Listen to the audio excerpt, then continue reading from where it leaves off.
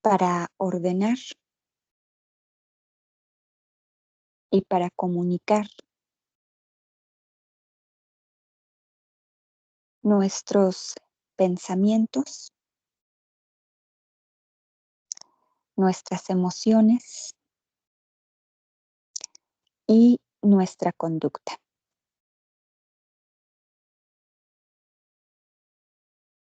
Y lo utilizamos también para comunicarnos con los demás.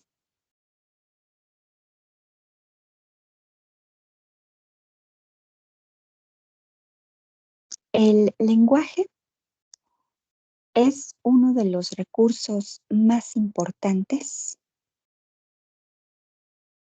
en toda la interacción humana.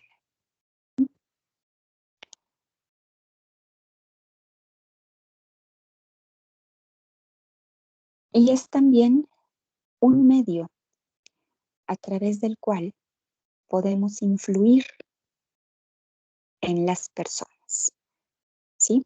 Repito, es un medio muy importante también a través del cual podemos influir en las personas. A través del lenguaje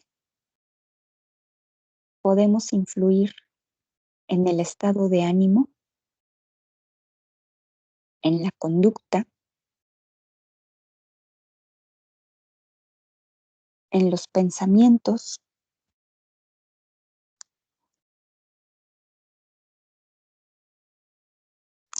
y en las emociones de las personas.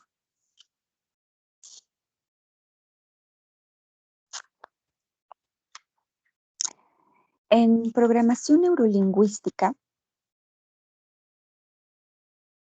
a esto se le conoce como inducción. Inducción. Proviene de inducir.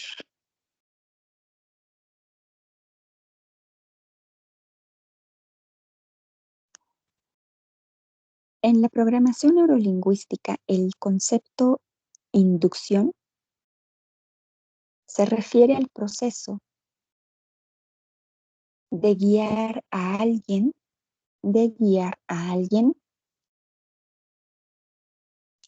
a un estado mental particular. Repito, se refiere al proceso de guiar a alguien a un estado mental particular.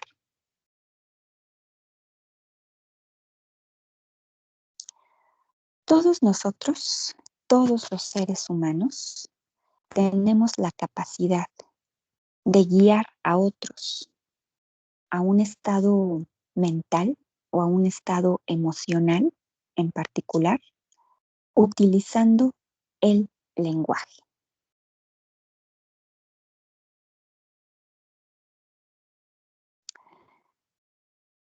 Todos nosotros, todos los días, ponemos a la gente con la que nos relacionamos o con la que convivimos cotidianamente en diferentes estados de ánimo a través del lenguaje, a través de las palabras, de los tonos de voz, de los gestos.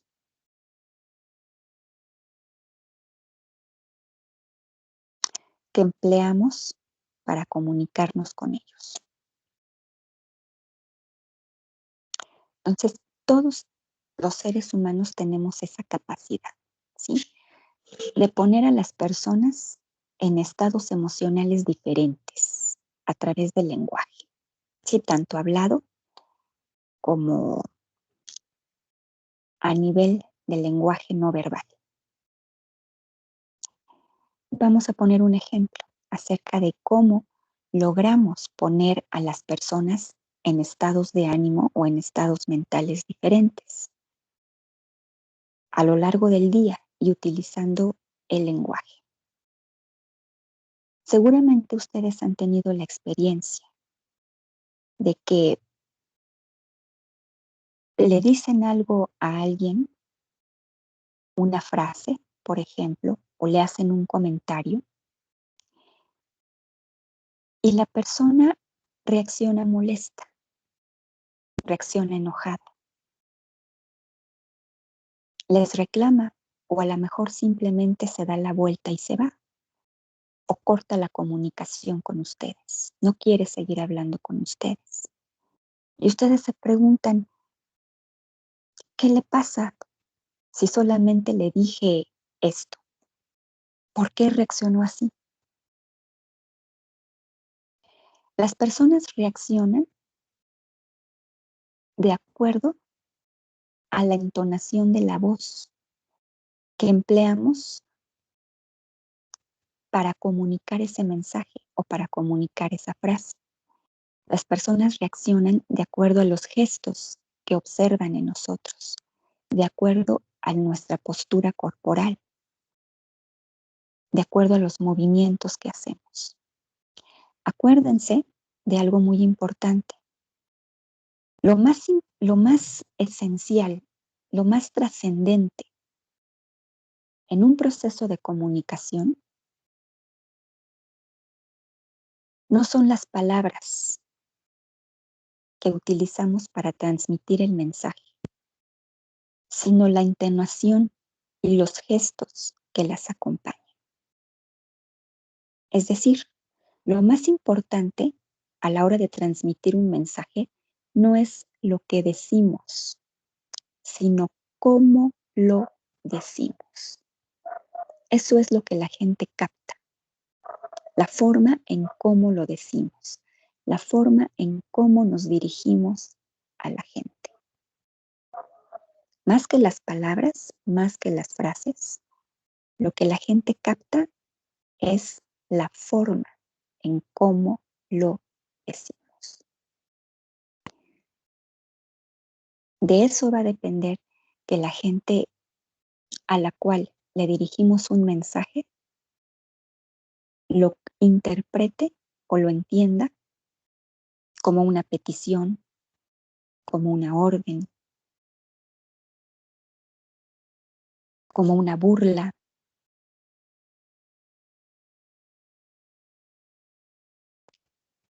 como una observación desagradable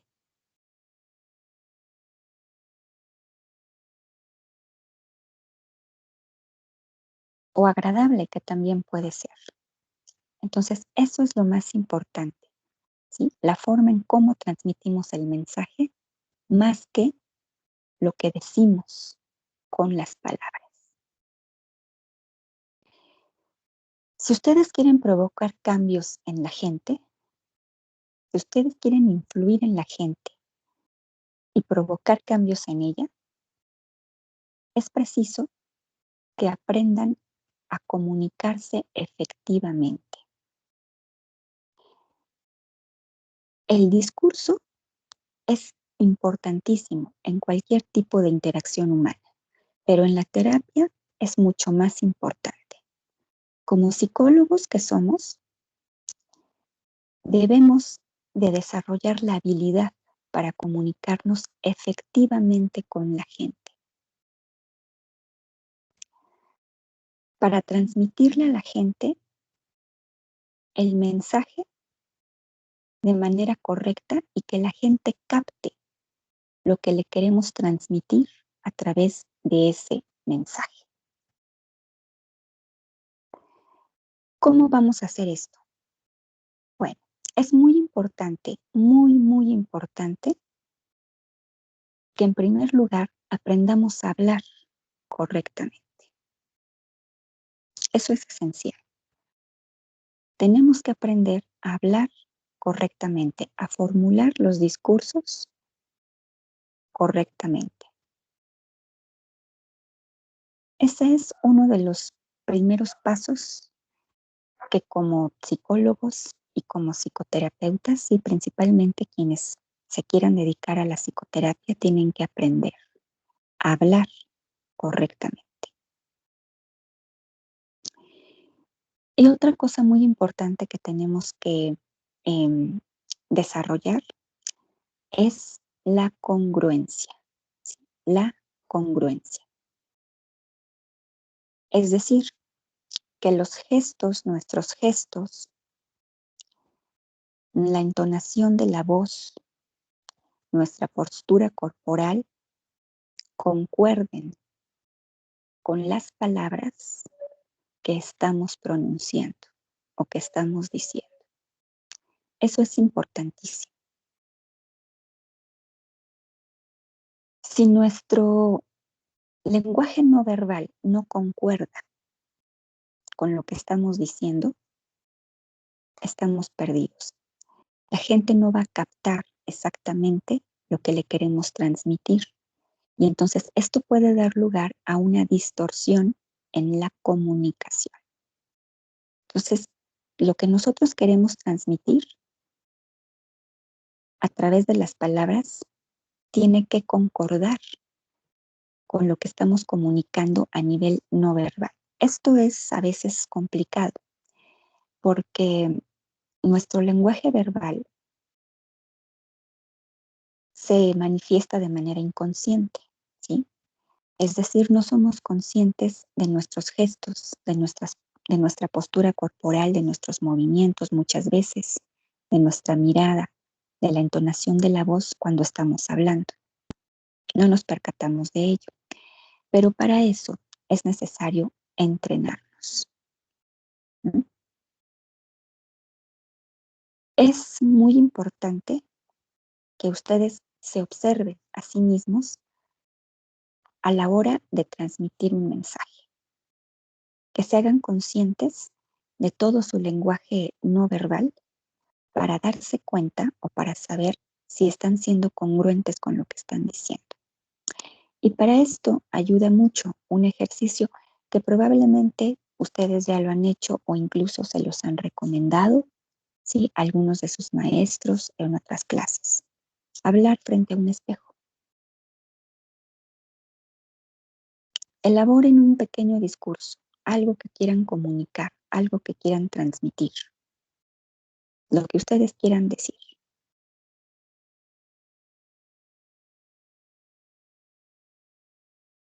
Y comiencen a decirlo enfrente de un espejo y obsérvense ustedes mismos.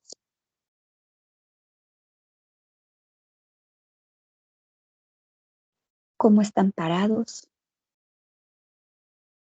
su mirada hacia dónde la están dirigiendo, sus movimientos corporales y percátense si están siendo congruentes con lo que están diciendo.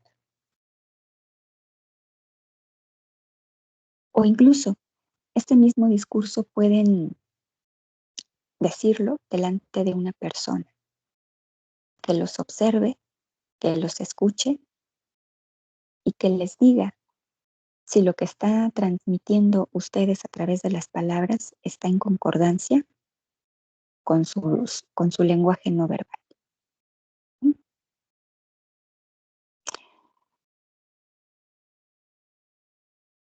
Muchas veces los mensajes que queremos transmitirle a la gente no le llegan o la gente no los entiende. Seguramente les ha pasado que lo que quisieron transmitir a través de las palabras no fue captado o no fue entendido por las personas a las que les dirigieron ese mensaje. No entendieron lo que ustedes deseaban transmitirles. Y esto es precisamente por esto, porque no lo sabemos transmitir a través de nuestro lenguaje no verbal. Entonces, es muy importante que hagan un ejercicio de autoobservación. Eso les va a ayudar mucho a la hora de desarrollar las habilidades comunicativas, sí que son necesarias, muy necesarias y muy importantes en la terapia. Ustedes pueden hacer otro ejercicio, ¿sí? Muy sencillo, para evaluar sus habilidades comunicativas y para darse cuenta en qué parte o en qué eh, área del mensaje tienen ustedes que mejorar. Y este ejercicio, que es muy sencillo, consiste simplemente en transmitirle una frase a alguien a quien ustedes quieran. Una frase muy simple. Por ejemplo, la frase, hoy hace un clima extraordinario, por ejemplo. Es una frase muy sencilla. Esa frase, dígansela a 3 personas distintas. A una, dígansela en tono sarcástico.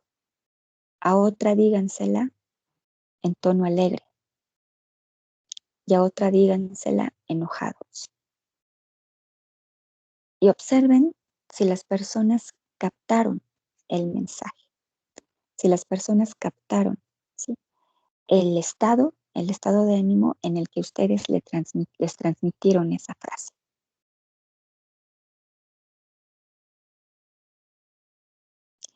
Con este simple ejercicio ustedes pueden observar si lo que le están transmitiendo a la gente concuerda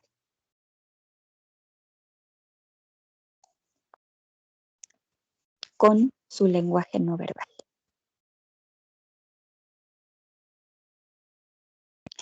La entonación de la voz es sumamente importante. Cuando ustedes aprendan a comunicar efectivamente con la gente, cuando ustedes puedan desarrollar habilidades comunicativas importantes, ¿sí?, van a poder hacer cosas muy, muy trascendentales, se mueven al mundo si ustedes logran desarrollar esas habilidades comunicativas. Y tenemos ejemplos, muchos ejemplos en la historia de la humanidad de personas con grandes habilidades comunicativas que lograron grandes cosas en el mundo. Para que ustedes se den una idea, de la importancia que tiene el lenguaje en la interacción humana. Ustedes, por ejemplo, seguramente em, conocen a este personaje, ¿no?, de la historia, a Hitler, por ejemplo. Independientemente de que este personaje era un racista e hizo cosas terribles, ¿sí?, durante la Segunda Guerra Mundial. Pero si ustedes ven un video de Hitler y lo observan en acción, lo observan dando sus mensajes o hablándole a una multitud, se pueden dar cuenta ahí de la fuerza del mensaje, independientemente de que su mensaje fuera racista, o sea, independientemente de eso. Ustedes nada más observen. Observen cómo se dirigía a la gente, cómo modulaba la voz. Observen sus movimientos corporales, su postura y su mirada. Observen cómo a través del lenguaje movía a una nación entera, ¿eh? Es más, a un continente entero. Y hay varios videos que ustedes pueden observar, pueden consultar para darse cuenta de ello, que además no son muy largos. Ustedes nada más observen todas las no verbales, ¿sí?, que empleaba para dirigirse a la gente y cómo movía a la gente, ¿sí?, cómo hacía que la gente lo siguiera y estuviera de acuerdo con él. Claro que Hitler, antes de convertirse en el Tercer Reich, fue poeta y también le gustaba mucho la oratoria, entonces pues ahí aprendió a utilizar el lenguaje y también aprendió a modular la voz. Pero es un ejemplo muy claro de cómo el lenguaje puede influir en la gente de manera determinante. Otro ejemplo, ¿sí?, otro ejemplo de esto es Jesucristo. A través de sus mensajes, que él utilizaba mucho las parábolas y las metáforas, ¿no? Para enseñar, sí, para transmitir sus mensajes o para transmitir sus enseñanzas. Pero el empleo del lenguaje que él hacía dejaba a la gente al final, sí, al final de sus discursos, la dejaba como en estado de trance, ¿sí? Literalmente, como en estado de trance. Ese es uno de los efectos que tiene el lenguaje en la conducta de las personas. Terminaba de hablar y toda la gente se mostraba como si estuviera en estado de trance, ¿no? Toda la gente salía sorprendida y maravillada por la forma en cómo hablaba, ¿sí? Y por la forma en cómo les transmitía el mensaje y que quería que llegara a toda esa gente. Y de hecho hay un libro muy interesante que se los quiero recomendar, que habla precisamente del manejo del lenguaje y de las tácticas que Jesucristo empleaba para llegar a la gente, para comunicarse con la gente. El libro se llama Las tácticas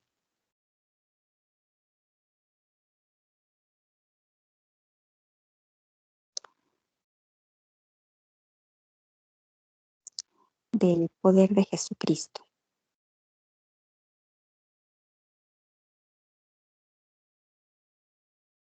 El autor es Jay Haley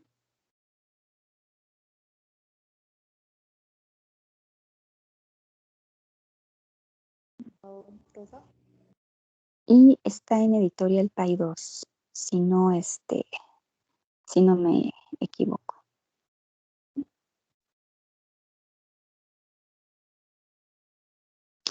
Ajá, así es, Karina, como en la película.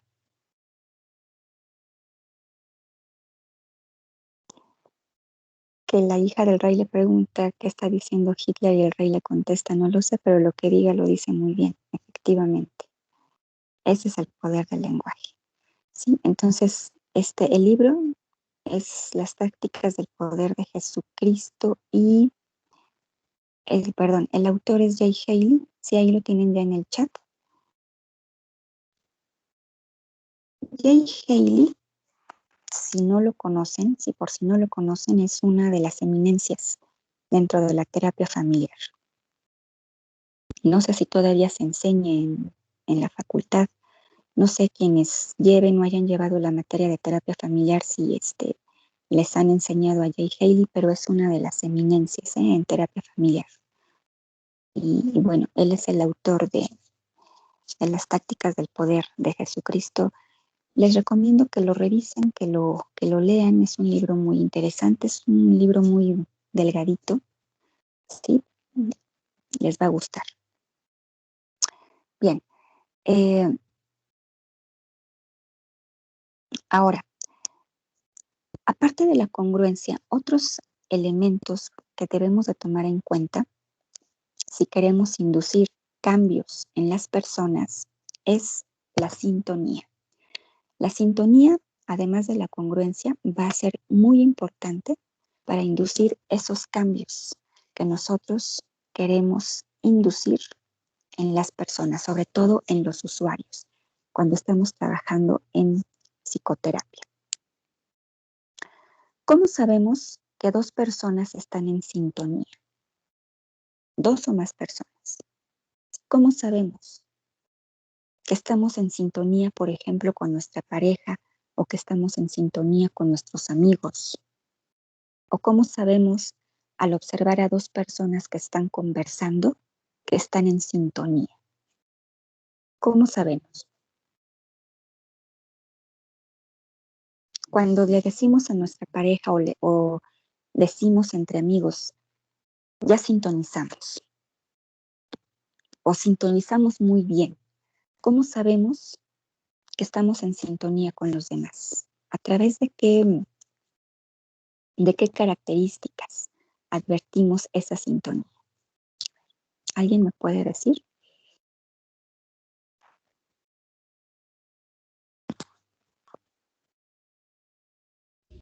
Bueno, para lograr... Sí. Perdón, Joana. No, No te preocupes. Pues yo pienso que una podría ser el que el que entiende muy bien de lo que están hablando al punto de que, bueno, uno, al punto de que se refleja en su lenguaje no verbal. Lo digo por el experimento que se hizo respecto a que cuando una persona está hablando, por ejemplo, de películas, diciendo que mi película favorita es tal, y la otra persona lo retroalimenta diciendo, oh, sí es buena, pero a mí me gustó más esta, y como que siguen hablando, digamos, empáticamente. Se vio en el experimento que, pues, sin darse cuenta, la persona que estaba llevando el experimento, pues, hablando normalmente, cambiaba de posturas a propósito, y la otra persona, asimilaba las posturas o las igualaba en algunos casos. Entonces, en ese sentido, se llevó lo mental a lo corporal. Y yo creo que ahí definitivamente estaban en sintonía. Muy bien, Dulce. Muy bien, gracias. Joana. Sí, bueno, lo que quería decir es que cuando dos personas se sienten cómodas por cómo te hace sentir el tono y también el mensaje, claro, pero más el tono. Sí, por ejemplo, hay personas que se sienten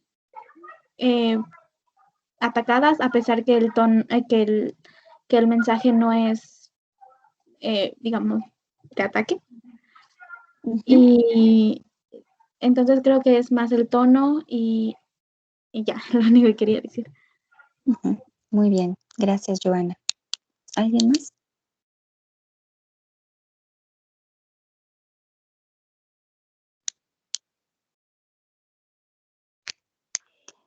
Bueno, efectivamente, como menciona Dulce, cuando dos personas, dos o más personas están en sintonía, las posturas corporales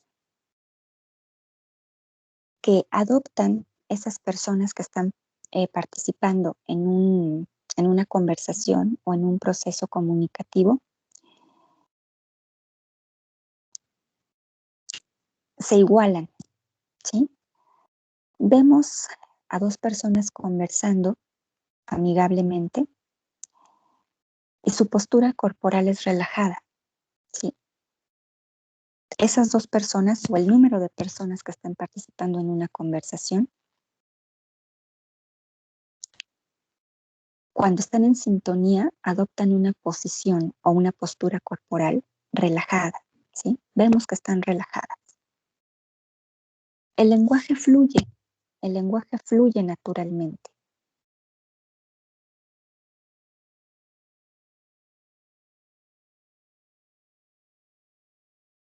Los movimientos corporales también son similares entre los participantes de una conversación. Incluso entre las amigas, ¿sí? O entre los amigos, cuando van caminando por la calle, eso también se observa. Van caminando por la calle 3, 4 amigas o amigos y van caminando incluso con el mismo pie. Entonces ahí decimos que están sintonizados. Y están sentados, por ejemplo, están conversando, los movimientos corporales se igualan o son similares los movimientos corporales entre ellos. Y algo muy importante, y esto a veces no es muy perceptible, pero también es parte de la sintonía. El ritmo respiratorio, ¿sí? También se iguala.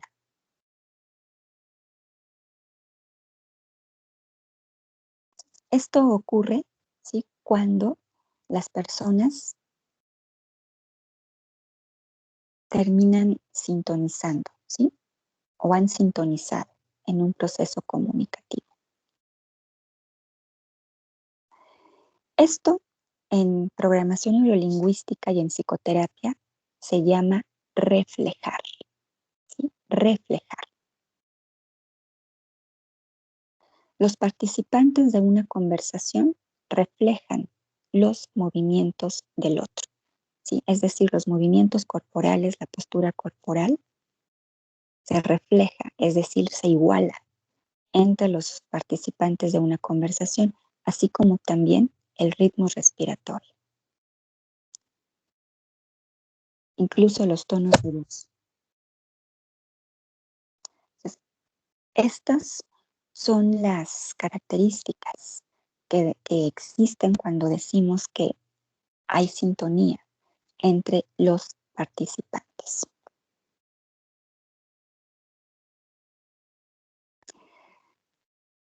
Como psicólogos y como psicoterapeutas, si queremos inducir cambios en la gente, tenemos que crear sintonía con las personas con las que trabajamos, en este caso con los usuarios, ¿no? En la psicoterapia. En la psicoterapia, si queremos crear sintonía con nuestros usuarios, tenemos que igualar y reflejar el lenguaje corporal y el tono de voz de las personas.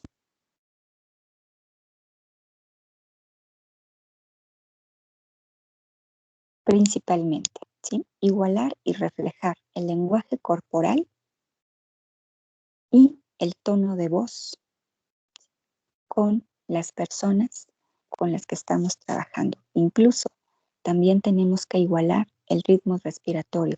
Tenemos que advertir el ritmo respiratorio que tiene nuestro usuario y reflejar ese ritmo respiratorio, es decir, igualar nuestro ritmo respiratorio con el de él.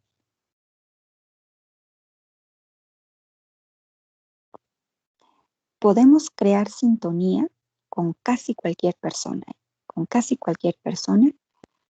si somos capaces de igualar o de reflejar la conducta del otro.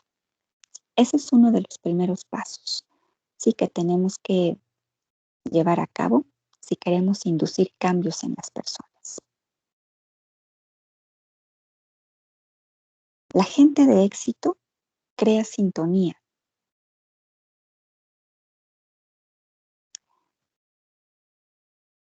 con las personas con las que se comunican. Y la sintonía crea a la vez credibilidad, genera confianza en los demás. Entonces, eso es algo muy importante que debemos de tomar en cuenta en la terapia. Si creamos sintonía con el usuario, pues es más fácil que nos ganemos la credibilidad y la confianza de este.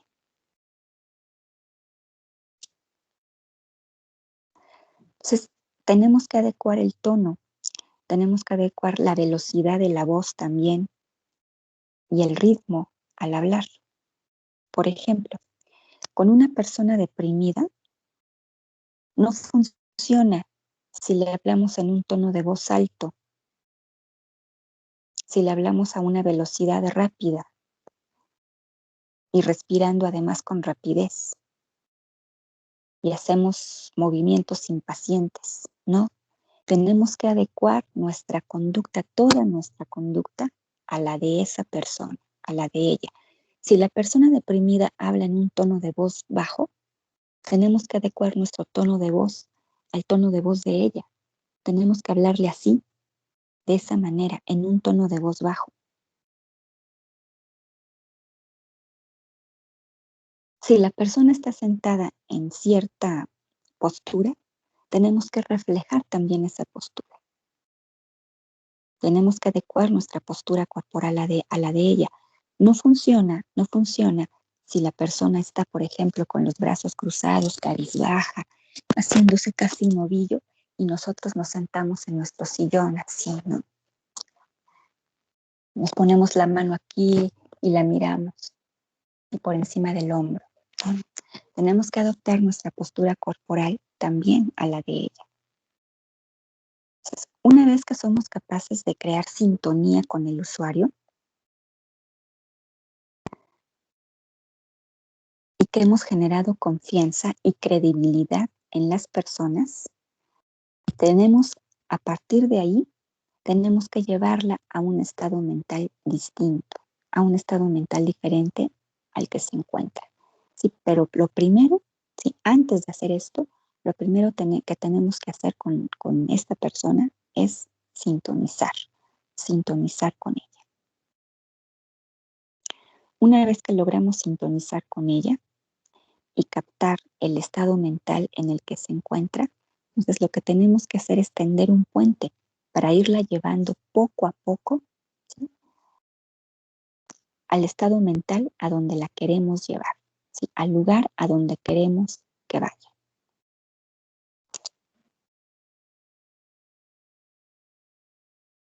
¿Alguna pregunta?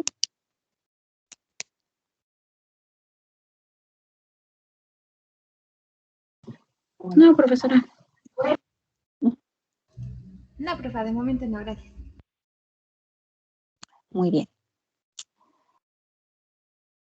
Bueno, otro aspecto que hay que tomar en cuenta es lo que se conoce como calibración. Calibración.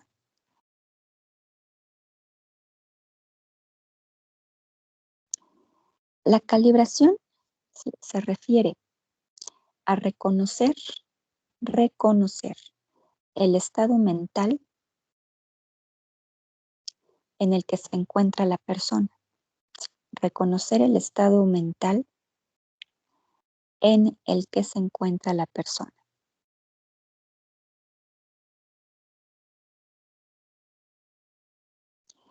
Es una habilidad que todos los seres humanos tenemos y empleamos diariamente, ¿eh? Podemos reconocer el estado mental o emocional en el que se encuentran las personas por sus tonos de voz, por sus posturas corporales, por sus gestos. Pero como psicólogos tenemos que desarrollar y pulir aún más esta habilidad. A veces nuestra calibración es muy pobre, es decir, nuestra capacidad para reconocer el estado mental de los otros es muy pobre o no la tenemos muy desarrollada. Y entonces no logramos identificar el estado del otro. Entonces, como psicólogos estamos obligados a desarrollar esta habilidad. Podemos ser capaces de reconocer cuando una persona está triste, cuando una persona está enojada, cuando una persona está alegre, incluso cuando las personas nos están mintiendo. Pues cuando reconocemos estos estados mentales o estos estados emocionales en las personas, cuando somos capaces de reconocer esos estados mentales, decimos que tenemos una buena calibración, ¿sí? A eso se le llama calibración. Pero a veces no somos capaces de reconocer esto.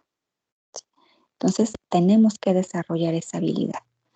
Y una forma de desarrollar esa habilidad es mediante la observación.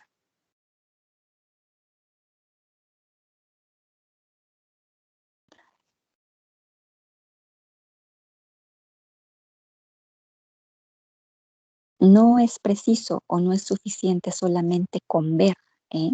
Hay que observar detenidamente a nuestro usuario o a nuestros usuarios. Hay que observar detenidamente a las personas con las que interactuamos. Si ustedes quieren descubrir cosas en la gente, si ustedes quieren saber cosas de la gente, observen. No se limiten solamente a ver, obsérvenla.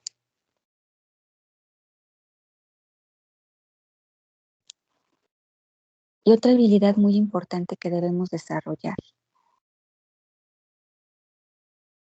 para ser capaces de calibrar los estados emocionales de las personas es aprender a escuchar. No basta con oír,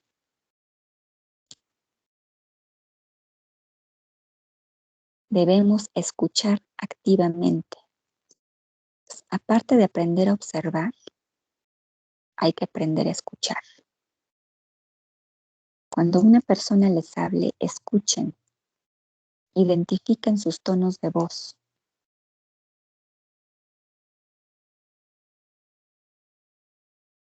Identifiquen las palabras en las que más en las que más la persona entone la voz, las palabras que más pronuncie con fuerza.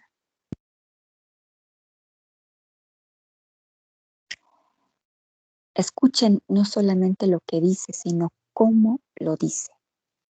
Esto les va a permitir a ustedes desarrollar esta capacidad de calibrar, ¿sí? Es decir, de identificar o de reconocer los estados emocionales en los que la gente se encuentra. Incluso, como les mencioné hace un momento, reconocer cuando nos están mintiendo y cuando nos están diciendo la verdad.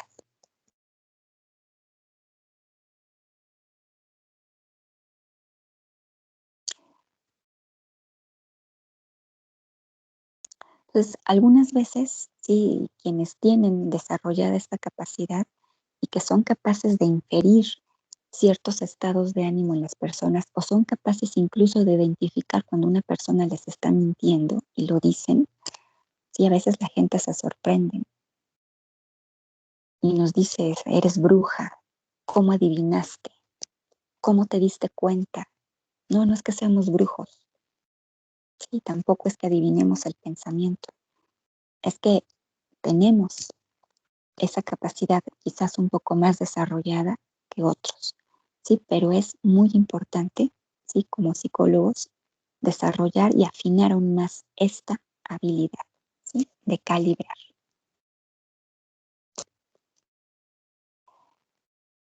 Bueno, ¿hay alguna pregunta?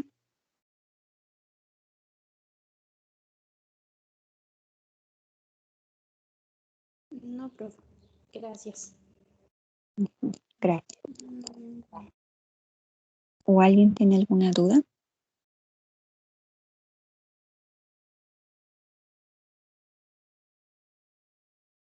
Sí, Andrea. Bueno, bueno, lo que decía es más fácil, por ejemplo, a las personas que ya conoces o que estás en constante, pues sí, comunicación con ellas, ¿no? Que sea más fácil el saber, por ejemplo, como usted decía, cuando están mintiendo o algo así. Bueno, porque un ejemplo sería que a mí me pasa muy seguido con mi esposo. O sea, yo ya ni lo veo a los ojos, nada más conforme que escuche su tono de voz, sé exactamente en dónde me está mintiendo. O sea, ya no lo tengo ni que ver ni nada, solo escucharlo y ya, ahí me doy cuenta en dónde me está mintiendo, en dónde me está cambiando. Pues sí, las cosas. Muy bien. Sí, Andrea, así es. Resulta más fácil identificar esto con las personas con las que pues continuamente nos relacionamos, ¿sí? Porque ya las conocemos mejor. Con otras personas es un poco más complicado, pero no es imposible de hacer. Esto con la práctica, sí, con la práctica la práctica nos va a permitir afinar, ir afinando cada vez más y más esta habilidad, ¿sí? Y lo podemos desarrollar. Miren, hay algunos ejercicios que ustedes pueden realizar para desarrollar esta capacidad de identificar estos estados mentales en las personas. Eh, es un poco difícil hacerlo ahorita, así en línea.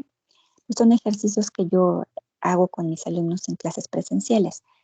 Ustedes los pueden hacer en casa, los pueden hacer con alguna persona, ¿sí? Ahí en su casa, una persona con la persona que ustedes quieran.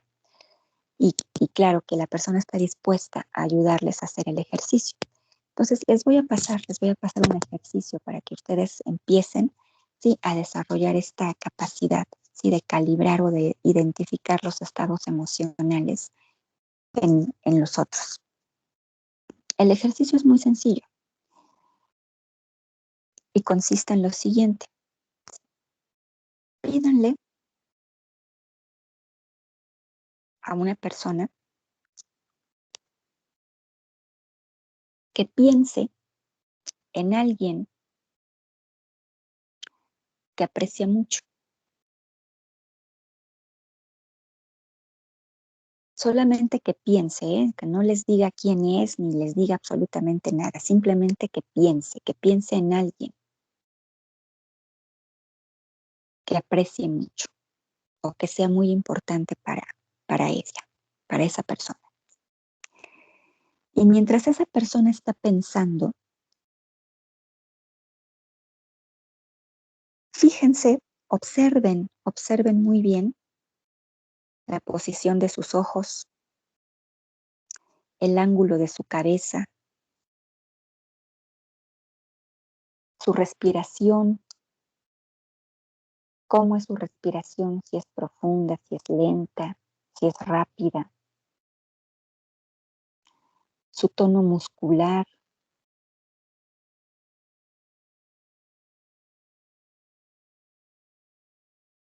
el grosor de sus labios, la coloración de su piel.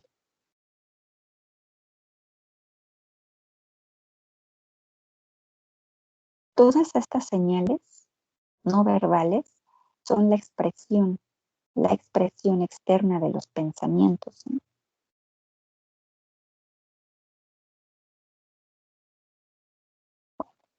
Ya que ustedes observaron esto, ahora pídanle que piense en alguien que no le agrada. Que piense en alguien que no le agrada, en alguien que le caiga mal, o en alguien que resulte sumamente molesto para ella. Y vuélvanla a observar.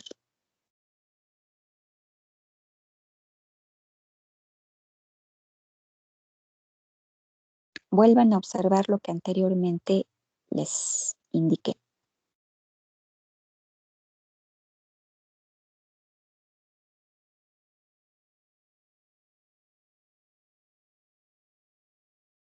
Y ya que hicieron esto, ahora pídanle que piense en alguna de las dos personas, en alguna de las dos, pero sin que les diga a ustedes en quién está pensando. Únicamente que elija, pensar en alguna de las dos. Puede ser en la persona que le agrada o puede ser en la persona que le desagrada, pero no debe de decirles a ustedes en quién está pensando.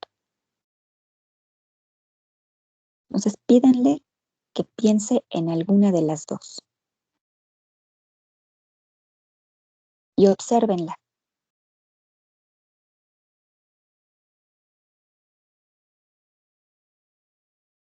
Identifiquen las señales que les mencioné al principio del ejercicio. Y una vez que han identificado esas señales, que han observado esas señales no verbales, díganle en qué persona estaba pensando. Si es en la que le agrada o es en la que no le agrada. Si logran acertar, entonces eso significa que están aprendiendo a calibrar o que han aprendido a calibrar adecuadamente. Si no aciertan, entonces hay que seguir practicando esta observación. Este ejercicio es muy útil y para lograr desarrollar esta capacidad de calibración, ¿sí?, con las demás personas. Acuérdense que todo es cuestión de práctica, todo es cuestión de aprendizaje.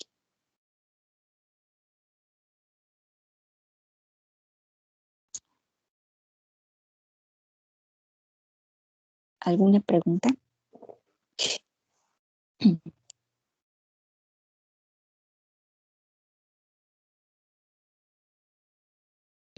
No, profesora, gracias. Bien, gracias. Bueno,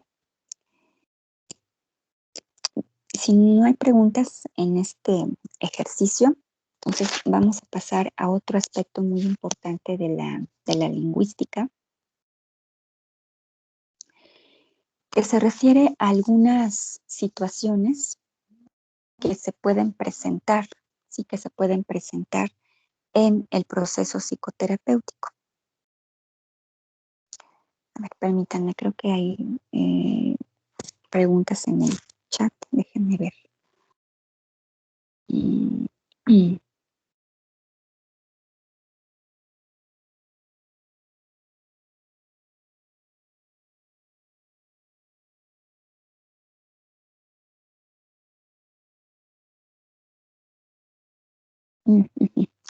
Sí, bien, Karina. Gracias. Bueno, muy bien. Sí, eran mensajes con respecto a la sintonía. Muy bien.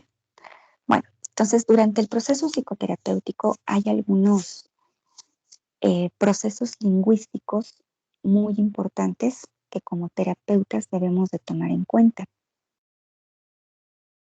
y debemos de registrar para que nuestra intervención sea lo más efectiva posible. Estos procesos lingüísticos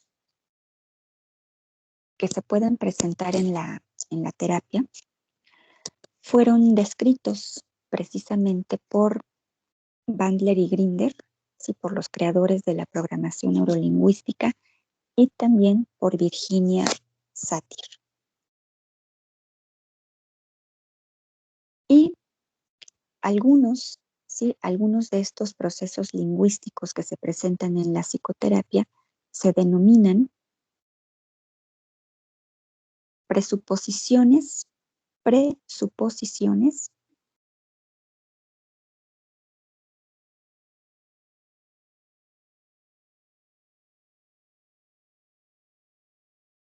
o hipótesis verbales.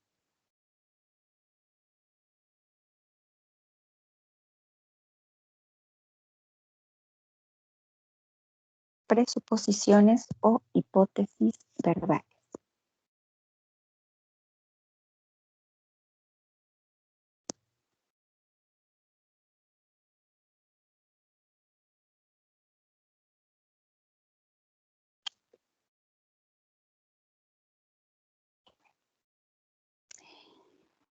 Estas presuposiciones o hipótesis verbales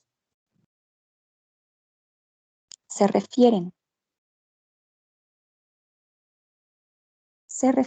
a las cosas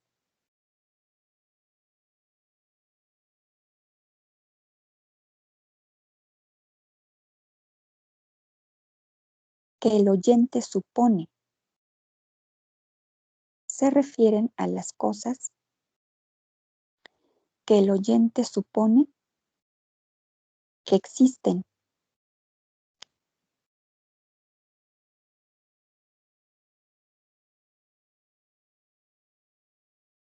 y que son verdaderas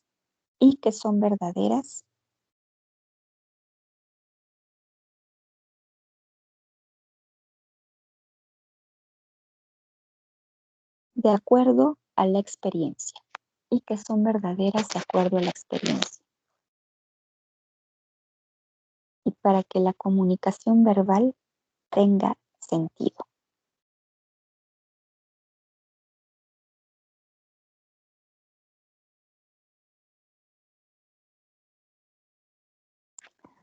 Las presuposiciones o las hipótesis verbales que los terapeutas elaboran cuando inician el tratamiento psicoterapéutico son dos, básicamente. La primera, que hay cosas que el usuario desea cambiar, que hay cosas que el usuario o los usuarios desean cambiar.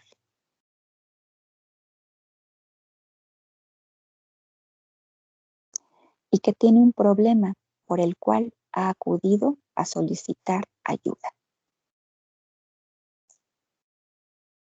Esa es la primera presuposición que todo terapeuta se hace cuando recibe por primera vez a un usuario.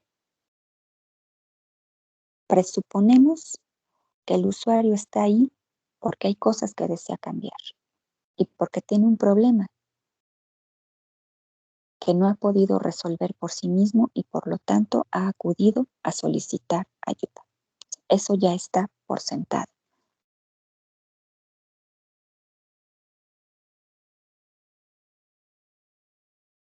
Y la segunda presuposición que todo terapeuta se hace a la hora de recibir por primera vez a un usuario es que éste pasó por un proceso, ¿sí? Tuvo que haber pasado por un proceso para decidirse a acudir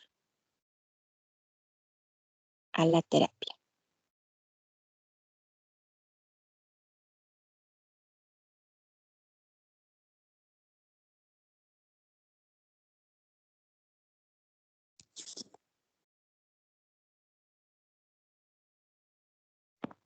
Y otra presuposición, sí, les mencioné que eran dos, pero hay otra muy importante también. Que el hecho de que el usuario esté ante la presencia del terapeuta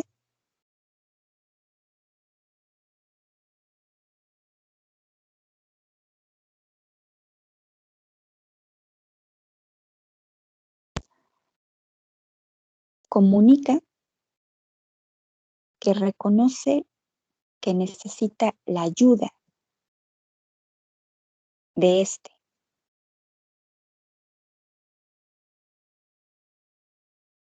para alcanzar los cambios que requiere.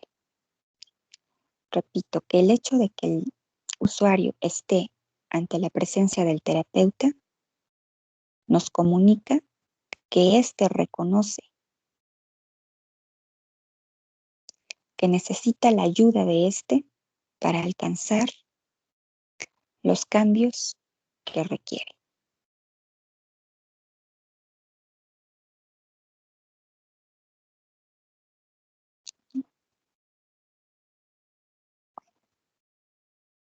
Entonces, esas son las tres principales hipótesis o presuposiciones que todo terapeuta se hace al momento de recibir por primera vez a un usuario. O sea, esas cosas ya están por sentadas. Si está ahí es porque requiere ayuda, porque necesita ayuda.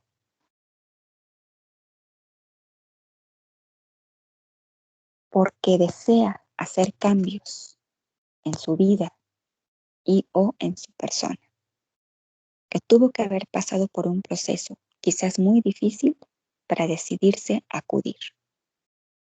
Y que al acudir con nosotros reconoce que necesita de nuestra ayuda para poder alcanzar esos cambios que desea.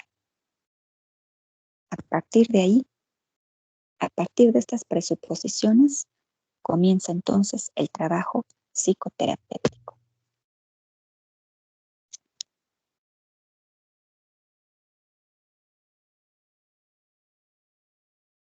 Muy bien. Otro proceso lingüístico que está presente en la terapia y que los terapeutas utilizan para reunir datos o información acerca del problema que le aqueja a los usuarios es el que se denomina como preguntas implícitas. Preguntas implícitas. Este proceso lingüístico se utiliza al inicio de la entrevista, ¿sí? Las preguntas implícitas.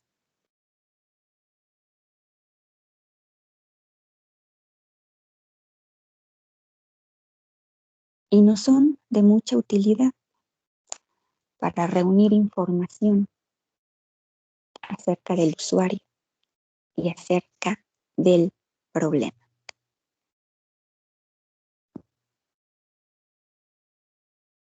¿En qué consisten las preguntas implícitas? Las preguntas implícitas son cuestionamientos que no demandan una respuesta. No demandan una respuesta, pero que inician el proceso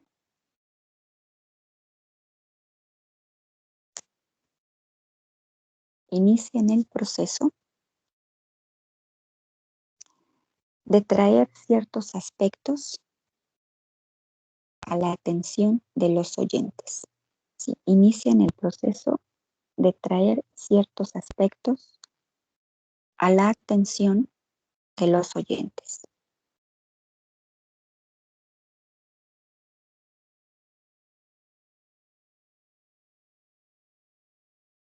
Dos ejemplos muy sencillos de las preguntas implícitas.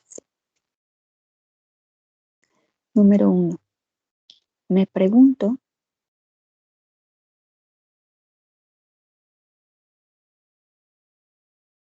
¿qué es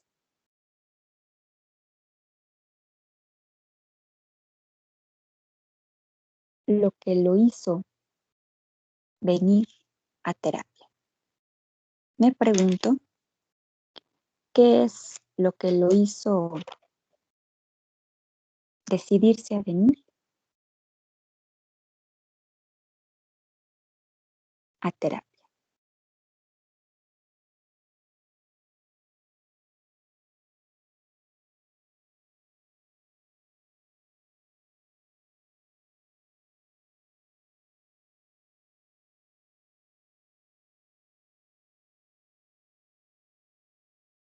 Otro ejemplo de pregunta implícita.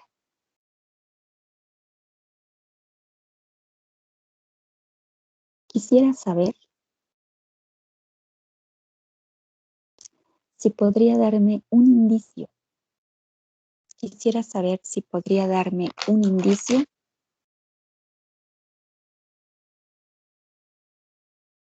de lo que le sucede. Quisiera saber si podría darme un indicio de lo que le sucede o de lo que le ocurre, como quiera.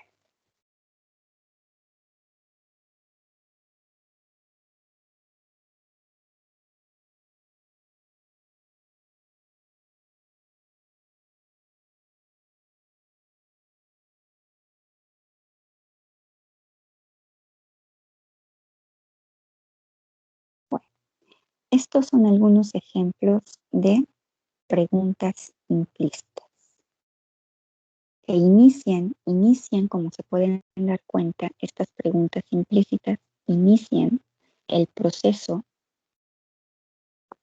de obtener información por parte del usuario. Información claro relacionada con su problema. ¿Sí? ¿Hay alguna pregunta con respecto a este tipo de preguntas?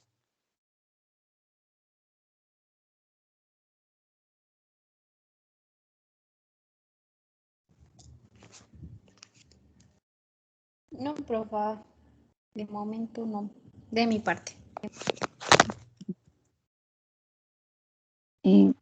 ¿Alguien tiene alguna duda? Maestra, ¿podría dar un ejemplo como en práctica? O sea, bueno, ¿cómo serían esas preguntas? ¿O cómo entrarían esas preguntas? ¿Cómo entrarían esas preguntas en qué? O sea, ¿cómo emplearlas? O sea, ¿en qué momentos o...? Las preguntas, este tipo de preguntas se hacen al inicio de la entrevista, al inicio de la primera entrevista. Si le preguntamos al usuario o si le decimos al usuario, me pregunto, ¿qué es lo que lo hizo decidirse a venir? O me pregunto, ¿qué es lo que le sucede? Es una forma indirecta de iniciar la entrevista. ¿Mm? Pero abre la posibilidad de que el usuario comience a hablar, comience a darnos información acerca de qué es lo que le ocurre, qué es lo que le sucede o qué fue lo que lo hizo decidirse a solicitar ayuda. ¿Sí? Entonces, repito, estas preguntas se hacen al inicio de la primera entrevista. ¿Sí? Después de que le preguntamos al usuario sus datos personales y elaboramos toda la ficha de identificación, entonces comenzamos con este tipo de preguntas. Si no quieren hacerlo de manera directa, de preguntarle directamente al usuario cuál es su problema, ¿sí? O qué es lo que le sucede. Entonces, pueden utilizar este tipo de preguntas implícitas, ¿sí? Si ustedes ven al paciente que está muy tenso, pueden emplear este tipo de preguntas en lugar de las preguntas directas, ¿no? De, dígame cuál es su problema o qué es lo que le pasa. Entonces, esto puede ayudar a que el usuario se sienta un poco más relajado. Al ser una pregunta indirecta, pues suaviza, ¿sí? Suaviza eh, la entrevista, ¿sí? Hace que el usuario se sienta un poco más tranquilo, más relajado. ¿Sí?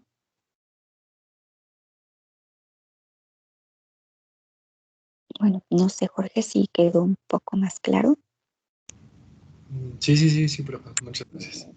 Ujú. Bueno, ¿alguien más tiene alguna duda?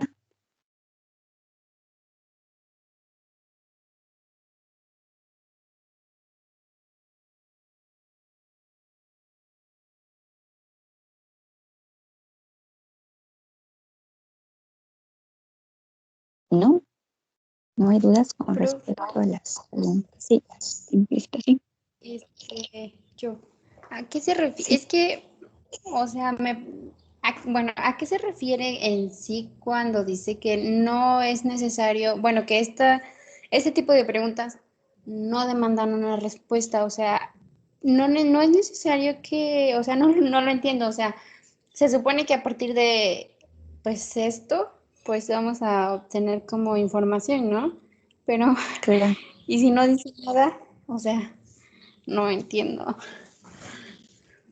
Sí, esto es para abrir la conversación, es para abrir la entrevista con el usuario o con los usuarios, porque también se pueden emplear con una pareja o también se pueden emplear con una familia. Entonces, abren la posibilidad de que el usuario comience a hablar. Pero como dice usted, ¿no? En ocasiones,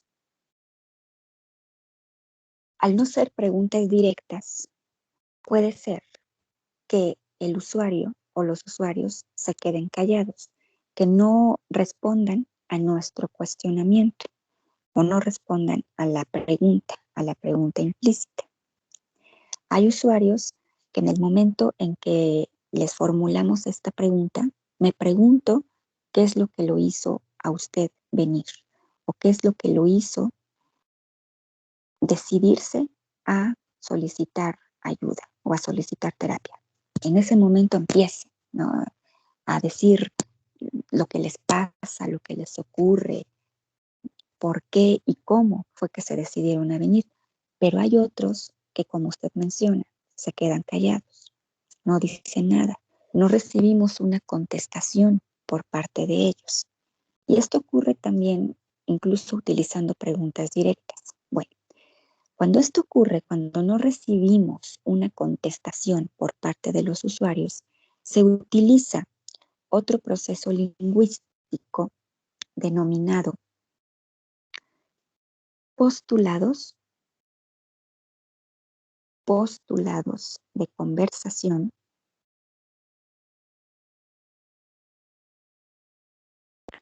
o también llamados mandatos, mandatos corteses.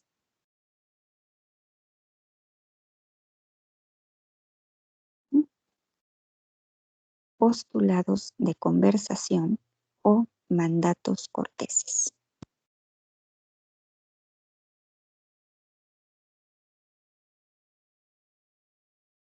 postulados de conversación o mandatos corteses. Sí, repito, esto es cuando el terapeuta no recibe una respuesta o no recibe una contestación a sus preguntas.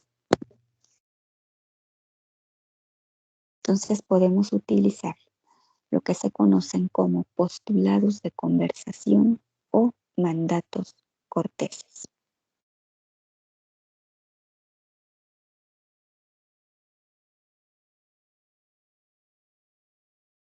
Estos postulados de conversación o mandatos corteses se refieren a solicitarle al usuario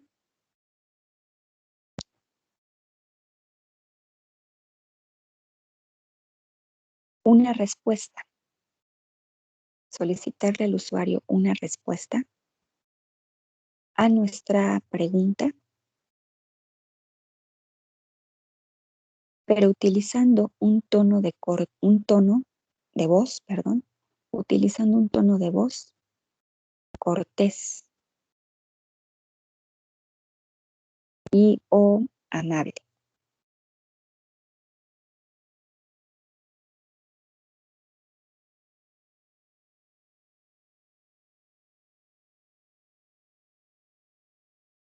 Por ejemplo, ¿sería usted tan amable de decirme qué es lo que le pasa? ¿Sería usted tan amable de decirme qué es lo que le pasa o qué es lo que le ocurre?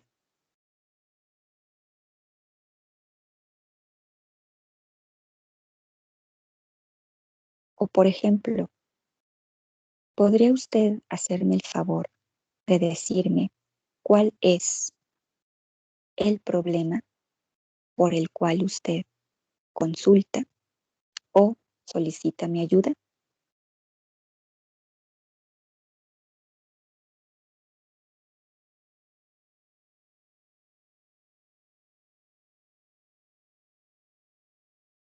Ahora, a veces es muy común que esto ocurra cuando recibimos a parejas o a familias en la terapia. Cuando comenzamos la entrevista y lanzamos la pregunta, ya sea directa o indirecta, acerca del motivo por el cual la pareja o la familia está ahí, no recibimos contestación por parte de ninguno de los miembros. Por ejemplo, si es en una familia, a veces nos podemos encontrar con que ninguno responde, todos se quedan callados. Y también si recibimos a una pareja. Los dos miembros de la pareja permanecen callados, no nos dicen nada.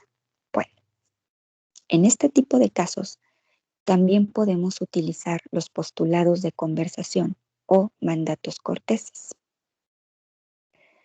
Cuando se trata de una familia, por ejemplo, el terapeuta debe elegir a uno de los miembros de la familia para que responda a su pregunta.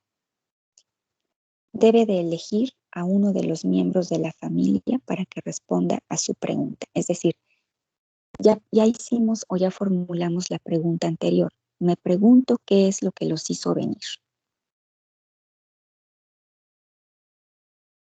Y nadie responde. Entonces, en este caso, tenemos que elegir a un miembro de la familia para que responda a esa pregunta. ¿En base a qué vamos a elegir a ese miembro o cómo elegimos al miembro de la familia para que nos responda a esa pregunta?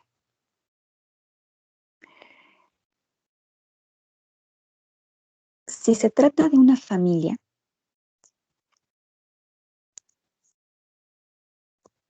lo que se recomienda es que el terapeuta se dirija en primer lugar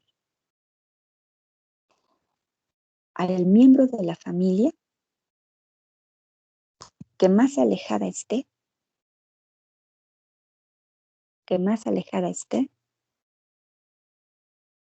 del resto de los integrantes, al miembro de la familia que más alejada esté, ¿sí? Al resto de los integrantes. Y ustedes pueden darse cuenta de esto, en la forma en cómo se sientan. Hay miembros que se sientan unos muy cerca de otros y hay otros que están en la periferia, ¿no? Ay, por ahí vemos uno de los miembros ahí solitario o más alejado del resto. A ese miembro, al que está más alejado, al que está más callado, ¿sí? Al que está más alejado física y emocionalmente de los demás, es a quien debemos dirigir la pregunta.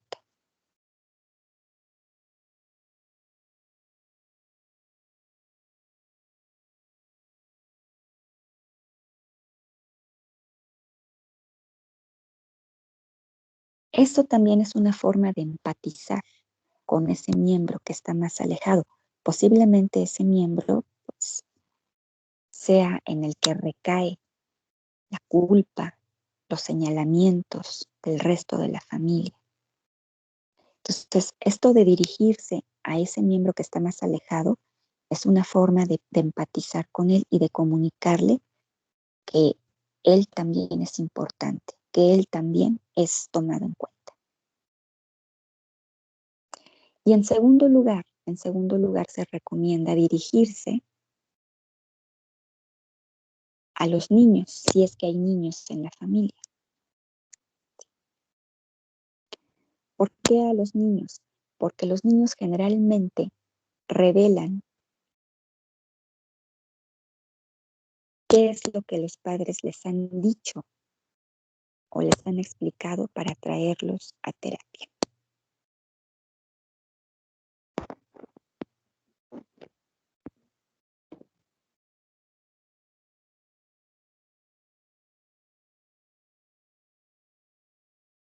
¿Mm? ¿Sí? Repito, esto cuando se trata de una familia que recibimos en terapia. ¿Sí? ¿Hay alguna pregunta?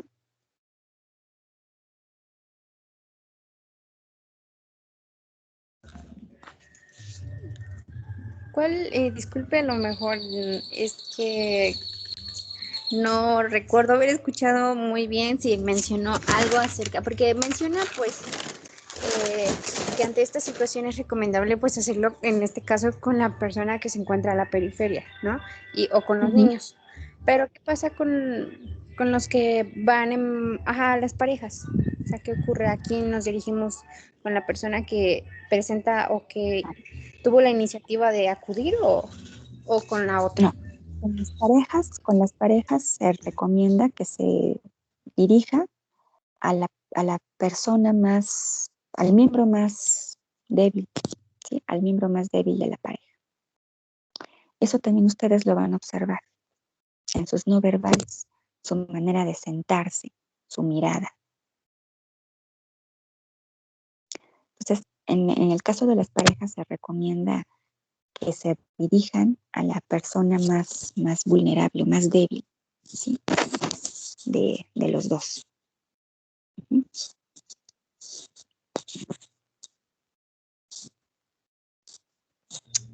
Bueno, gracias, profa. Sí.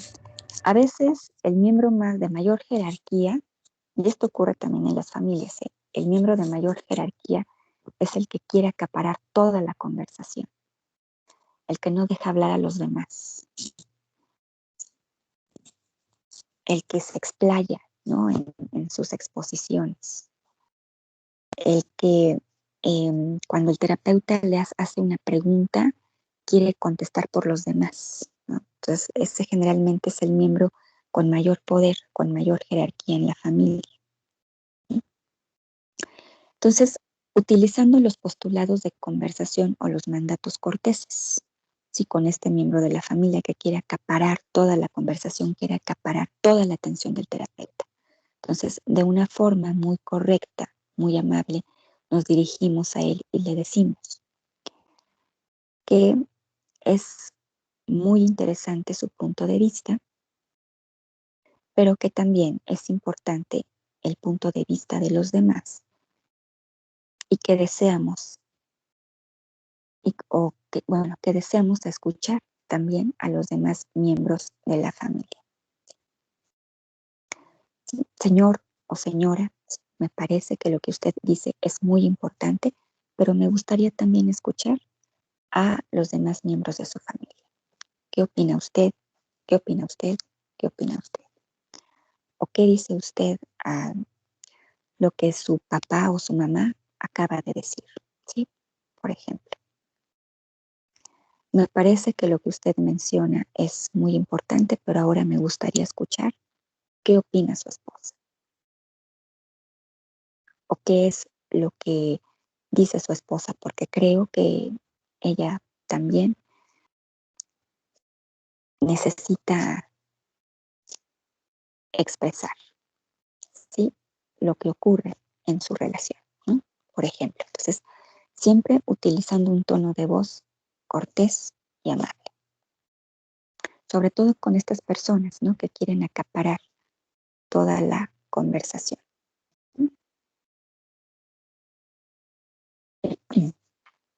Bueno, ¿alguna otra pregunta?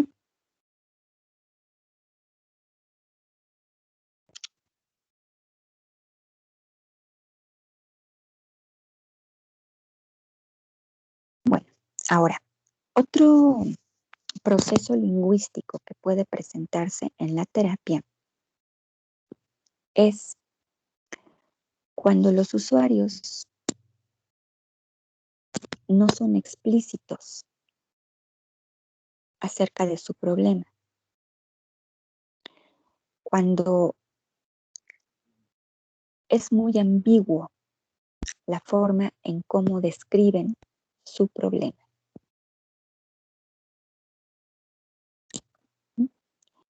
Cuando esto ocurre, decimos que las frases que utilizan los usuarios no tienen un índice referencial, ¿sí? No tienen un índice referencial.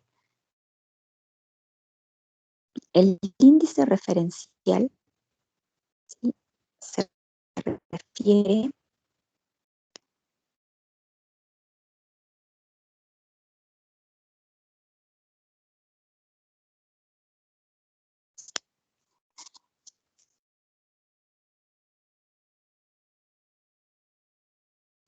se refiere al proceso a través del cual los usuarios explican su problema de una forma clara y precisa. Cuando el usuario define su problema de manera clara y precisa, entonces decimos que el usuario tiene índice referencial.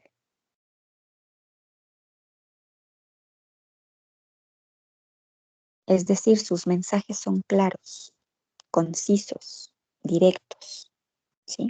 Entonces ahí decimos que la persona tiene índice referencial. Sin embargo, gran parte de los usuarios utilizan frases que no tienen índices referenciales, es decir, que no son claras, son ambiguas. Entonces, cuando esto ocurre, el terapeuta debe de estar muy atento, ¿sí?, a los mensajes verbales confusos, que no recogen información específica. Y es necesario entonces ayudar a los usuarios a ser específicos. Vamos a poner un ejemplo. El usuario dice: tengo miedo. Acudo a usted porque tengo miedo. Esta frase, sí, de que acudo a usted o solicito la ayuda de usted porque tengo miedo, es una frase que no tiene índice referencial, porque no es clara, no es concisa, no es explícita.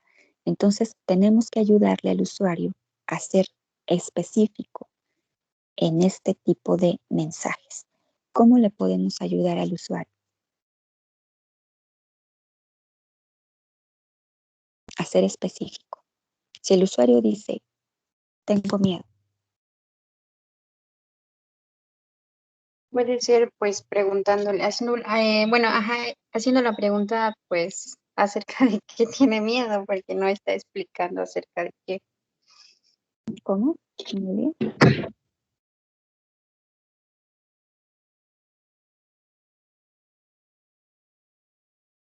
A ver, Concepción.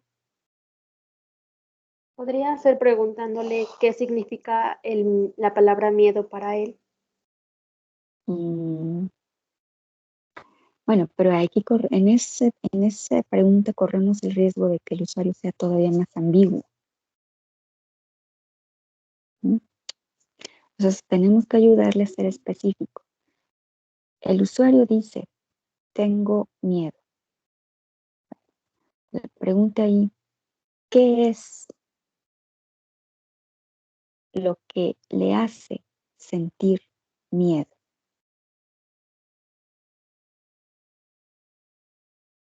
¿Qué es lo que le hace sentir miedo? Porque si le preguntamos, ¿qué es el miedo para usted? ¿O a qué se refiere con miedo? Pues, corremos el riesgo de que sea todavía más ambiguo. Entonces, para ayudarlo a ser más específico, tenemos que preguntarle, ¿qué es lo que le hace sentir miedo? ¿Qué es? Aquí está el terapeuta demandando una respuesta específica por parte del usuario.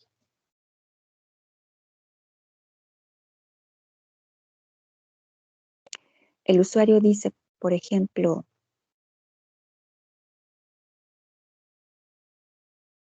hay muchas cosas que me molestan. O acude usted porque hay muchas cosas que me molestan. Tenemos que ayudarle al usuario a ser específico. Entonces, ¿cuál es la pregunta ahí que debe de hacer el terapeuta?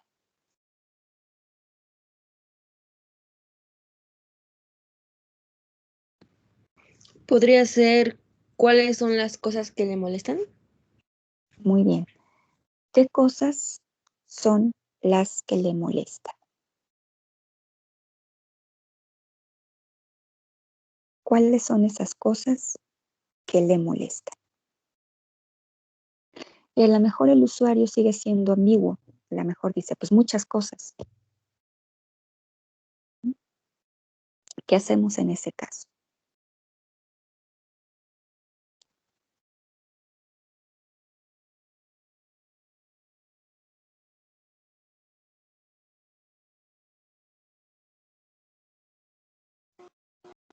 Podría ser que de acuerdo a su respuesta en cuanto a qué le molesta específicamente, seguir preguntándole qué ocasiona o qué detona que se moleste más.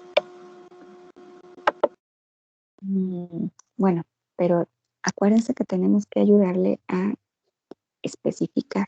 Entonces, si dice,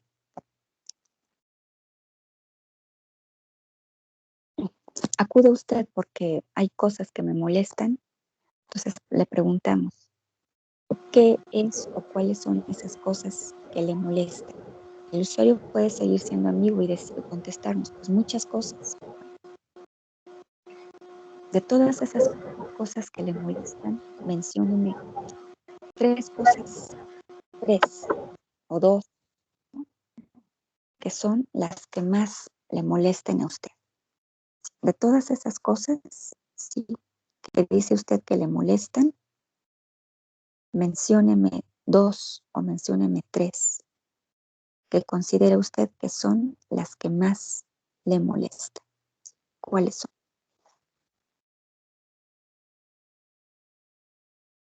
Entonces, esto nos va dando, ¿sí? Esto nos va a ayudar, nos va dando contexto, ¿sí? Acerca de cuáles son esas cosas específicas que son las que le molestan. Así es, Fernando, que nos menciona una cosa en particular que le moleste. Una cosa o 2 o 3 cosas que él considere que son las que más le molestan, ¿sí? Así lo ayudamos a que vaya siendo más específico. puede ser, por ejemplo, que el usuario nos diga, no sé, no sé. ¿Sí? La pregunta ahí es, ¿qué es lo que usted no sabe? No sé. ¿Qué es lo que usted no sabe?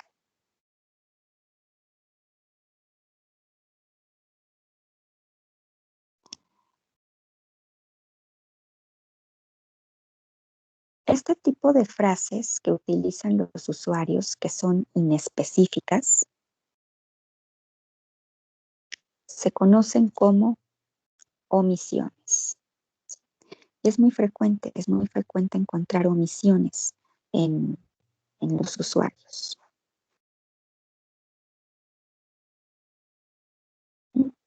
Entonces, en este tipo de omisiones hay que ayudarle al usuario a ser específico. Y otro proceso lingüístico con el que también nos podemos encontrar en la terapia son lo que se conoce como generalizaciones, ¿sí? Es decir, aparte de las omisiones, también podemos encontrarnos con lo que se denominan generalizaciones.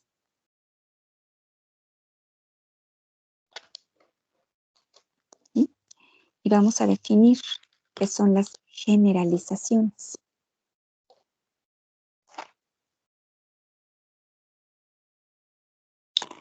Las generalizaciones son procesos lingüísticos, ¿sí? Son procesos lingüísticos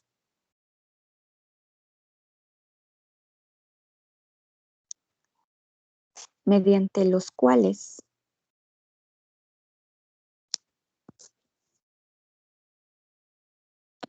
algunos elementos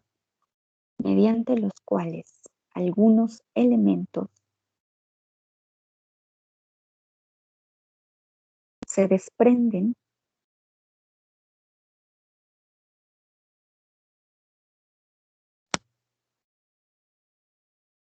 de la experiencia original del usuario. Algunos elementos se desprenden de la experiencia original del usuario.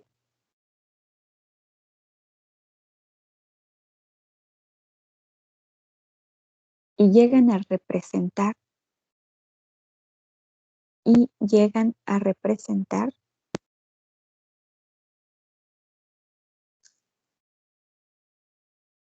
la categoría total. Y llegan a representar la categoría total.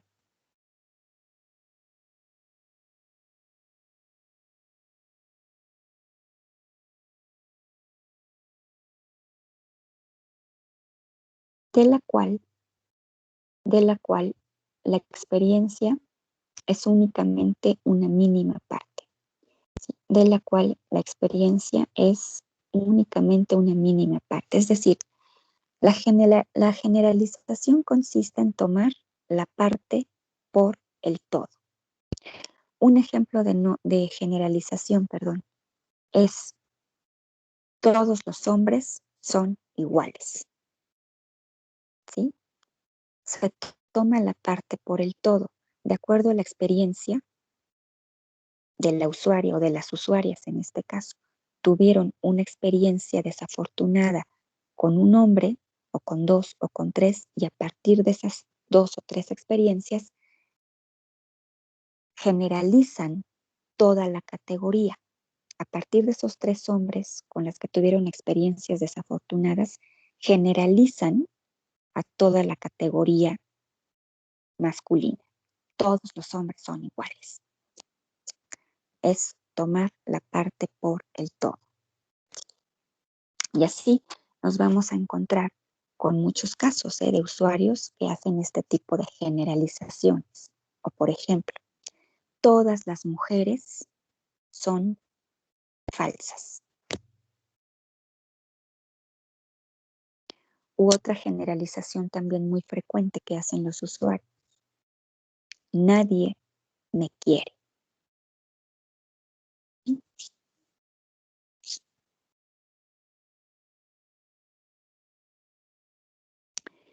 Un proceso empleado en terapia para manejar este tipo de generalizaciones es el que se conoce como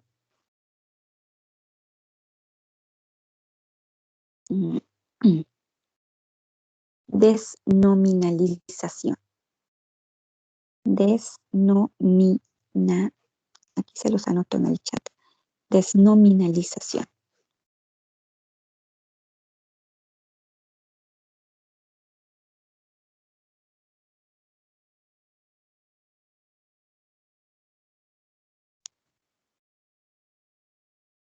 ¿Sí? Repito, la desnominalización es un proceso terapéutico empleado para manejar las generalizaciones.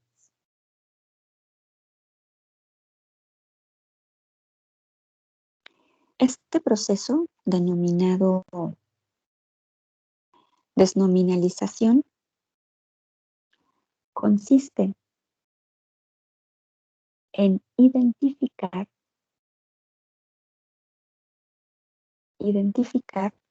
las partes faltantes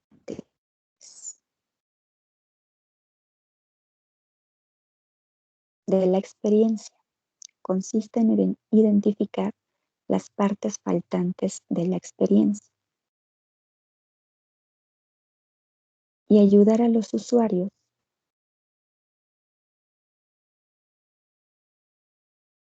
a recuperarlas y a integrarlas a su experiencia.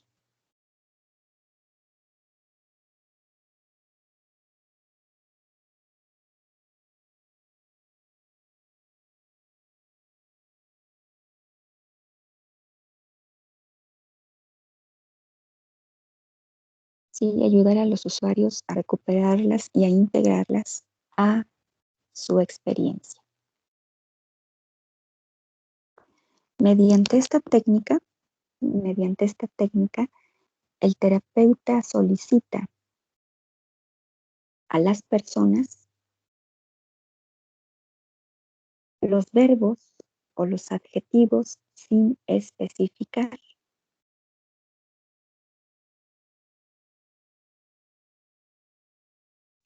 Sí, solicita a las personas los verbos y los adjetivos, sin especificar. Por ejemplo, en la frase, todos los hombres son iguales.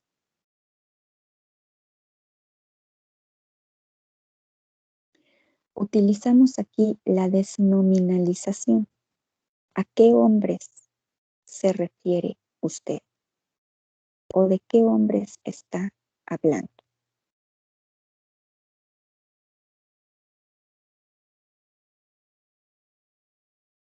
Entonces, la persona a lo mejor puede mencionarnos a 2 o a 3 con los que tuvo, alguna experiencia desagradable. Pues me estoy refiriendo a este y a este. Entonces, desnominalizamos. Si fueron 2 o fueron 3, entonces ya no son todos. Se trata de que la persona integre esos elementos a su experiencia.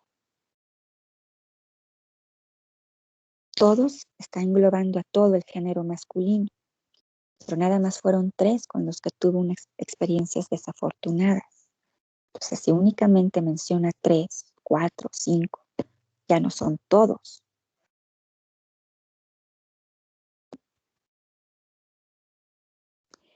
En la frase, por ejemplo, nadie me quiere, también aquí utilizamos la desnominalización. ¿Quién no lo quiere? ¿Quién o quiénes no lo quieren? Entonces la persona puede referirse a 3, 4, 5 personas que él considera que no lo quieren.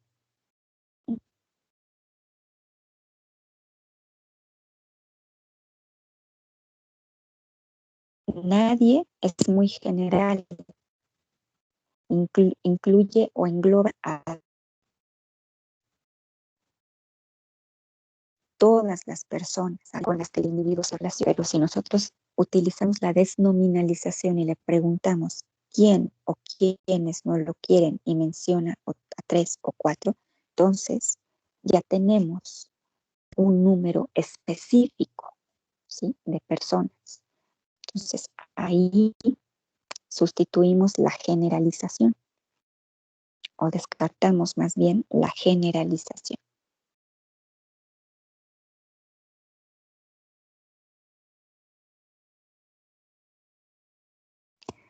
Bueno, ¿hay alguna pregunta o alguna duda con respecto a las generalizaciones o a las desnominalizaciones?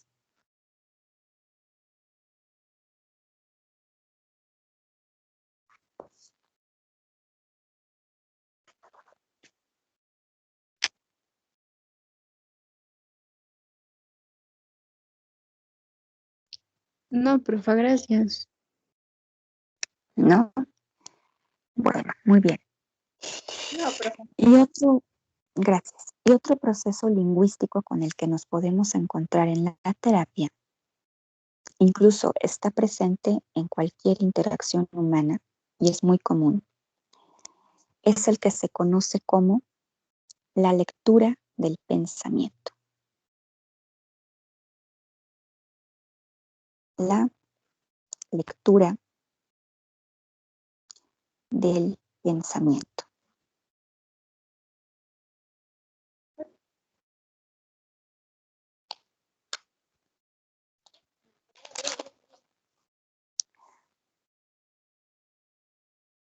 ¿Qué es la lectura del pensamiento? La lectura del pensamiento, sí, es un proceso que consiste en que una persona afirma conocer los pensamientos, los sentimientos, las experiencias y las emociones de otra persona, sin que exista entre ellos una comunicación directa.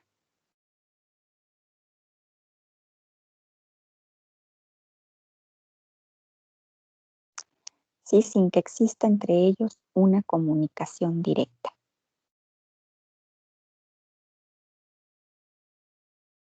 Es decir, una persona afirma saber qué es lo que el otro está pensando o qué es lo que el otro está sintiendo.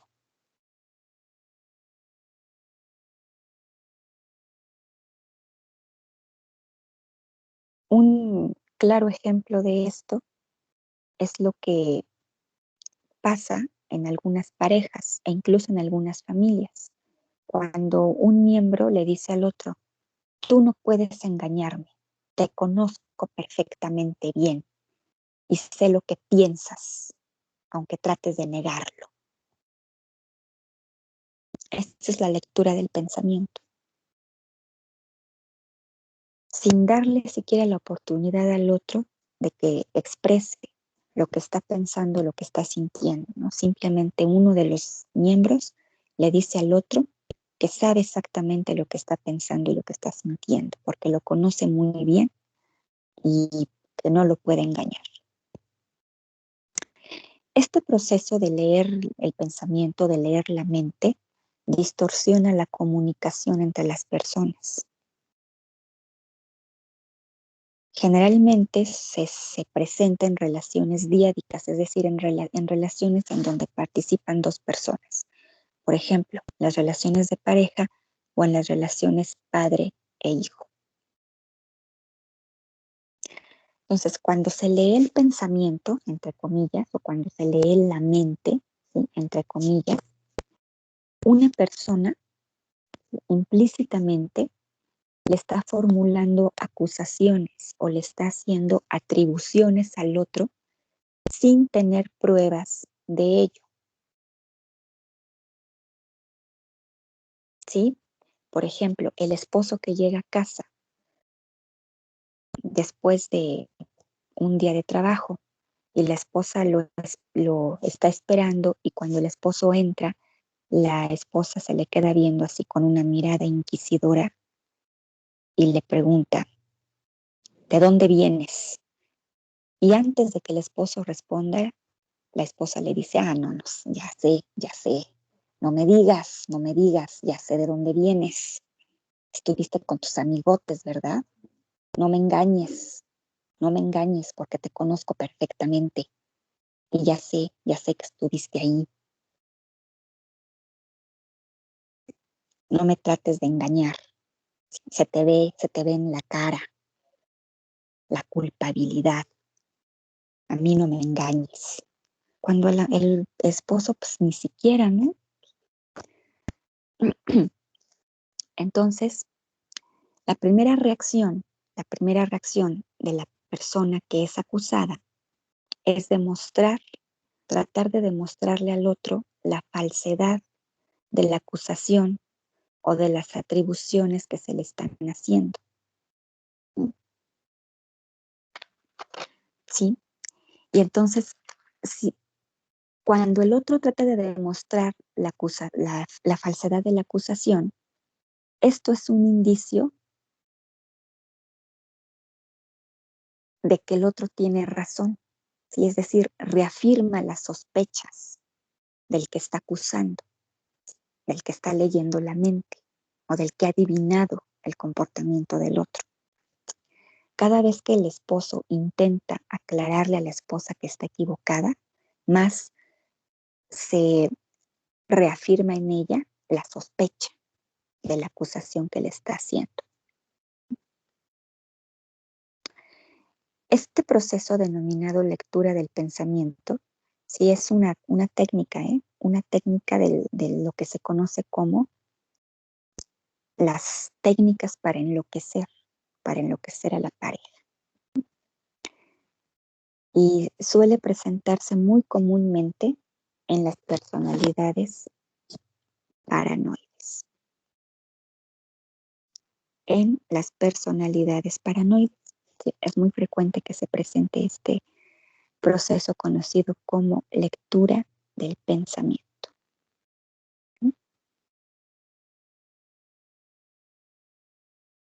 Entonces, ¿cómo se trabaja en terapia con este proceso, con estas personas que llevan a cabo esta lectura del pensamiento? Cuando un individuo le formula acusaciones al otro o le hace atribuciones al otro, la pregunta es, ¿en qué se basa? ¿En qué se basa usted para formular este tipo de acusaciones? ¿O qué indicios tiene o qué pruebas tiene usted?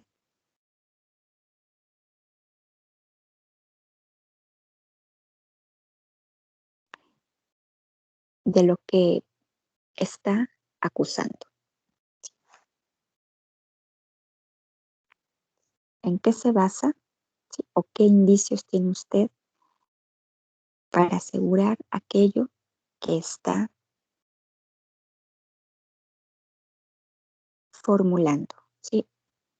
¿O en qué se basa para hacer ese tipo de acusaciones?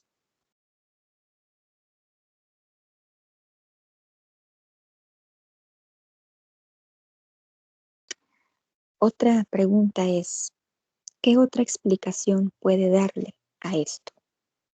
¿Qué otra o qué otras explicaciones puede usted darle a esto?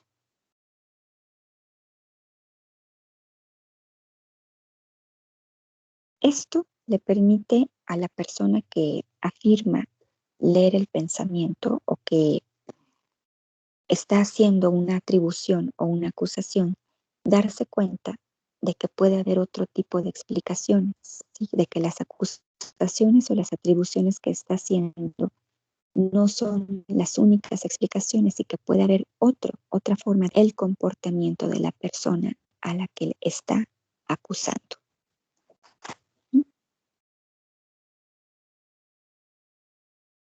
Bueno, muy bien. ¿Alguna pregunta?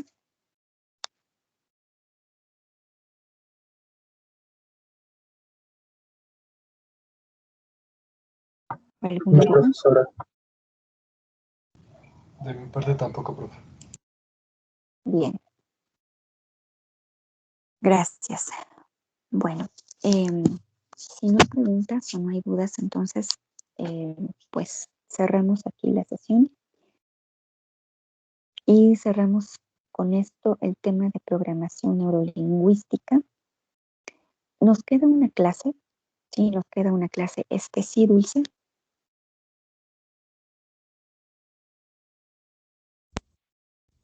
Sí, profe, perdón, nada más quería preguntarle, más que nada para rectificar. Yo había escuchado respecto a la psicoterapia, un profesor nos había dicho que tienes que tener especialización para dar psicoterapia y otros me habían dicho que pues es lo más ético, ¿no? Tener como una especialización, sea una maestría o algún tipo de posgrado para dar terapia tal cual, digamos, sería lo ético. ¿Y usted qué opina? O sea, no todos, se supone que salimos de la carrera como psicólogos integrales, pero sin tan especializados, ¿no? Pues en algo. Entonces, respecto a dar psicoterapia, ¿usted qué opina? O sea, ¿o qué sería lo más ético desde su experiencia? Bueno, en el caso de quienes hayan optado por la psicología clínica, que han estado eligiendo materias de psicología clínica, ahí hay varias materias donde se les dan los recursos, toda la formación teórica y práctica para que ustedes puedan, una vez que egresen de la carrera, pues dar intervención psicoterapéutica, repito, en el área clínica. ¿Sí? Quienes se inclinan por el área clínica y elijan materias del área clínica, pues hay varias materias en donde se les da toda la formación, ¿sí? Tanto teórica como práctica, y que de esta manera eso les permite, una vez que salgan de la carrera, pues intervenir personas con las que ustedes atiendan, ¿sí? En el caso de quienes no opten por la clínica, pues tienen tipo de formación, pero si más adelante se interesan por el área clínica, pues sí tendrían que recurrir a una formación clínica, ya sea a través de un diplomado o lo ideal sería a través de una maestría. Lo mismo en la psicología clínica, si ustedes quieren tener una mejor especialización en el ámbito de la psicoterapia, pues igual pueden optar por una maestría, ¿sí? Esto, pues con la finalidad de tener una formación más completa y más especializada en esta área, ¿sí? De la psicoterapia. Pero repito, a los que se inclinen por la clínica se les va a dar toda la formación teórica y práctica para que puedan intervenir saliendo de la carrera si ustedes así lo quieren. Ya si quieren tener una formación más completa o más especializada, pues entonces sí ya pueden recurrir a la maestría. Sí, Dulce. Sí, profe, muchas Dulce, gracias. no sé si Un amigo tenía esa duda y pues yo le pienso preguntar a todos los profes a ver cuál es su postura al respecto. Pero gracias. Claro. Bien. ¿Alguna otra pregunta? Bueno, entonces cerramos aquí la sesión. Nos conectamos el próximo jueves. Ya sería la última clase. Todavía hay un tema por ahí pendiente. Yo espero agotarlo el jueves. Y ese día, el jueves, les indico también cómo va a ser la evaluación final. Si yo tengo que subir calificaciones el 21, y entonces ese día les comentaré entonces cómo se va a llevar a cabo la evaluación final. ¿Sí? ¿De acuerdo? Sí, profe, gracias. Sí, profesora. Bueno, muy bien. Pues gracias a ustedes. Entonces nos encontramos el próximo jueves. Buena tarde, jóvenes. Profesora. Fin de semana, Gracias, profesora. profesora. Excelente.